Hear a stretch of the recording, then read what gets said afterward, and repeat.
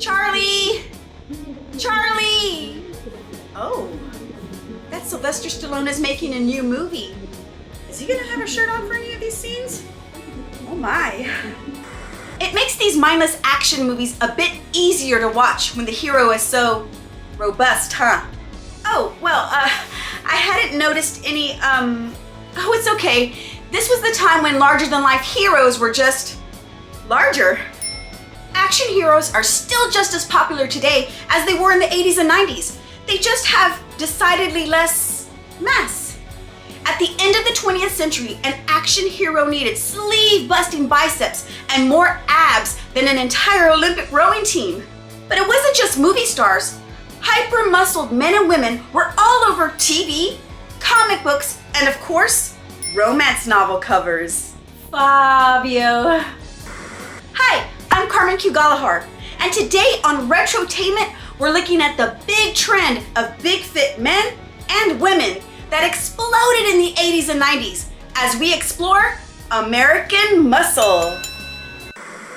This fascination with buff bodies had to start somewhere, and in this case, all roads lead to Arnold Schwarzenegger, that is. In 1977, the film Pumping Iron debuted, sending Schwarzenegger and fitness in general skyrocketing into the mainstream.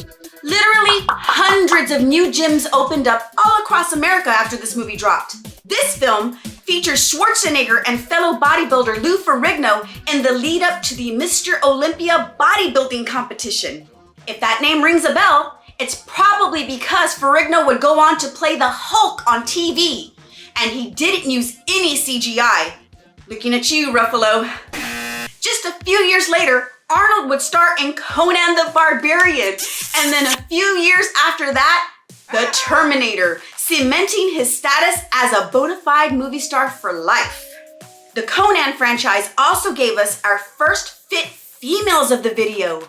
Brigitte Nielsen, who starred in the spin-off movie Red Sonja, and supermodel Grace Jones, who appeared in the sequel Conan the Destroyer. Just a little FYI, Grace Jones used to freak me out. She was tough. But America wasn't just in the business of importing the big screen beefcakes. We had plenty of homegrown, ripped men in leading roles. While Sylvester Stallone was most definitely in shape when Rocky premiered in the 70s, it was in Rocky 3 and 4 that he achieved his godlike physique. And how could we forget his back in the bandana tying scene in First Blood? It wasn't long before this became a full-on trend. Huge arms were so popular that Stallone made a movie about arm wrestling with Over the Top. But it wasn't just Sly and Arnold on the Mount Rushmore of muscles. The 80s and 90s had tons of shredded stars. Dolph Lundgren, Carl Weathers, Val Kilmer, Chuck Norris, and Jean-Claude Van Damme. I couldn't have said it better myself. While movies were experiencing a ripped renaissance, shows on the small screen were just as buff in the 80s and 90s. If there's one show that captures just how brawny and badass the 80s could be, it was American Gladiators. For 7 glorious seasons, Americans could watch massive athletes with names like Laser, Turbo, Diamond, and Nitro put their physical prowess to the test with events like hitting each other with giant Q-tips and running in giant hamster balls. This goes without saying, but the 80s ruled.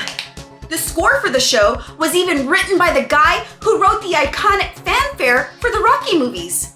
You could even become a gladiator yourself if you could pass their open auditions. By the start of its 3rd season, the showrunners estimated that about 25,000 people had tried out, but 90% of them couldn't make it past the first round of pull-ups. And of course, the 80s was the decade that professional wrestling became a pop culture phenomenon. Whether you thought that it was real or not, there was no denying that wrestlers like Hulk Hogan, Randy Savage, and the Ultimate Warrior were absolute specimens.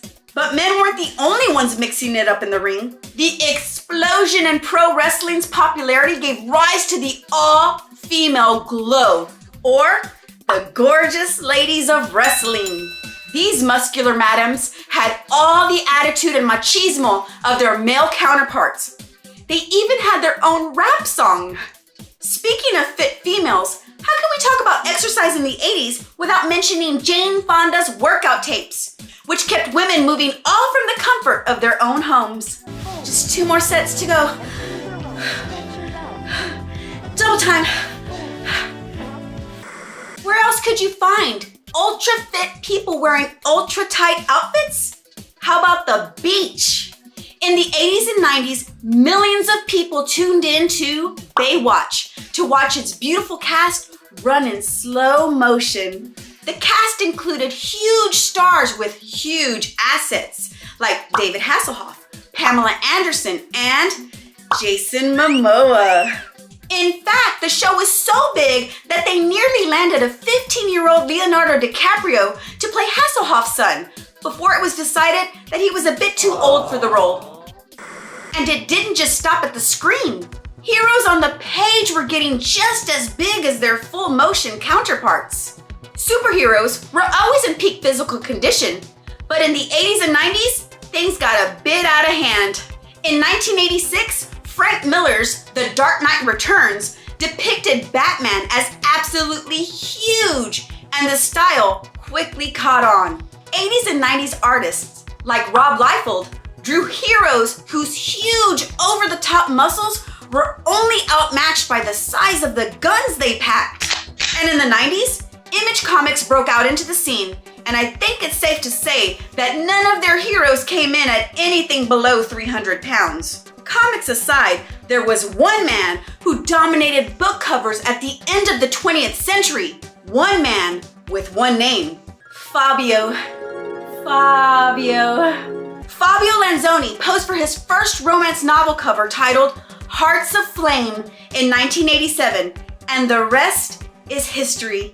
At his peak, Fabio posed for about 16 book covers a day. Over the course of his gorgeous career, he posed for over 1,000 romance novel covers in all. I may or may not have every single one stashed in our storage unit. And there you have it, the biggest stars of the 80s and 90s who also just happened to be, well, big. And after movies like Iron Claw and, well, anything Dwayne "The Rock" Johnson makes, maybe a muscle movie revival is just around the corner.